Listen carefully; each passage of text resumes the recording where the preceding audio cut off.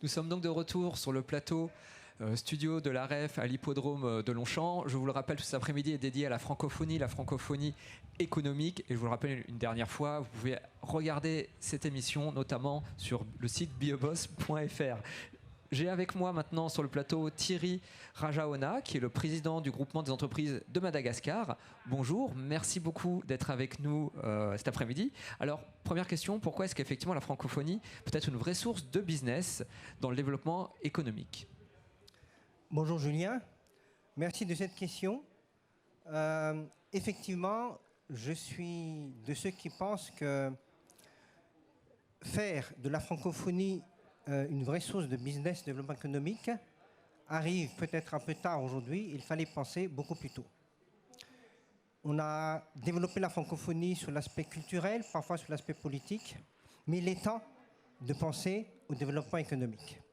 Et je pense qu'il n'est pas inutile de rappeler que malgré le nombre important de pays qui la composent, ces pays ne forment que 16% du PIB mondial pour presque moins d'1 milliard d'habitants, ce qui est très peu. Ce qui signifie que le challenge du développement économique, il est là. Et si la francophonie n'en profite pas, d'autres pays vont en profiter. Nous savons l'ardeur des pays comme la Chine pour attaquer les pays africains, indistinctement de leur langue parlée. Mais il est temps effectivement que, je vais droit au but, que les pays développés, les pays riches du monde francophone, pour ne citer que la France, le Canada, le Luxembourg, la Suisse, pensent réellement aux moyens nécessaires pour assurer un vrai développement économique des pays du Sud à travers des investissements créateurs d'emplois et de valeur ajoutée et qui feront que sans doute dans 10 ans, dans 20 ans et plus dans 30 ans, ce club des pays francophones soit un modèle phare de réel développement économique et qu'on ne fasse plus partie des clubs des pays pauvres. C'est en ce sens-là que c'est une vraie opportunité, aussi bien pour le Nord que pour le Sud, de développer cette francophonie économique. Alors, justement, quels sont les atouts de Madagascar pour attirer des entrepreneurs francophones ? Alors, écoutez, Madagascar a plusieurs atouts. Tout d'abord, par l'étendue de sa superficie, presque 600 000 m², avec beaucoup de richesses au niveau du sous-sol. Donc, comme vous le savez, les Canadiens ont investi à Madagascar, ils ont vendu après coup, mais ils ont investi dans le secteur minier. Donc, le sous-sol est très riche. Nous avons aussi une population jeune qui est très à l'aise en français. Et pour ne citer qu'un exemple, notre président de la République, dans son discours d'ouverture, a parlé de l'émergence de Madagascar parmi les pays où les sociétés de outsourcing de services ou de call centers s'implantent de plus en plus. Pourquoi ? Parce que nos jeunes malgaches parlent la langue avec pratiquement pas d'accent et qui fait que quand un consommateur en Suisse ou en France s'adresse à une société française, ils ont l'impression de s'adresser à un Français. Ça, c'est un exemple de potentiel. Mais à part cet aspect, il y a aussi le fait que malgré sa pauvreté réelle, Madagascar dispose d'un des hauts débits Internet les plus élevés en Afrique.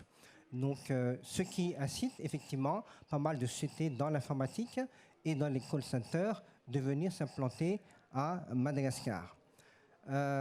Nous savons aussi que la France est un acteur majeur dans le domaine du tourisme. Les Français sont des grands touristes. Madagascar reste une petite destination touristique si l'on compare ne serait-ce qu'à Maurice, où on accueille presque le triple de touristes. Ne parlons pas des pays comme le Maroc ou la Tunisie, mais nous pensons qu'il y a là aussi un potentiel énorme pour les entreprises françaises, des groupes français, pour investir dans le tourisme, compte tenu de la variété du paysage malgache et des grands spots de tourisme qui existent à Madagascar. Alors, je crois également qu'il y a un point qui est important pour vous, c'est les partenariats qui peuvent être tissés entre les entreprises francophones dans les pays du Sud pour pouvoir les développer plus fortement et pouvoir développer effectivement le business entre ces entreprises. Voilà. Donc, oui, c'est un point très important. Je parlais tantôt de la nécessité d'investir davantage dans les pays du Sud, qui sont particulièrement pauvres, si l'on compare à à d'autres pays d'Asie. Et nous estimons que la coopération économique qui peut se faire au sein de la francophonie doit aller dans ce sens d'un vrai partenariat. Notre président de la République en a parlé tout à l'heure.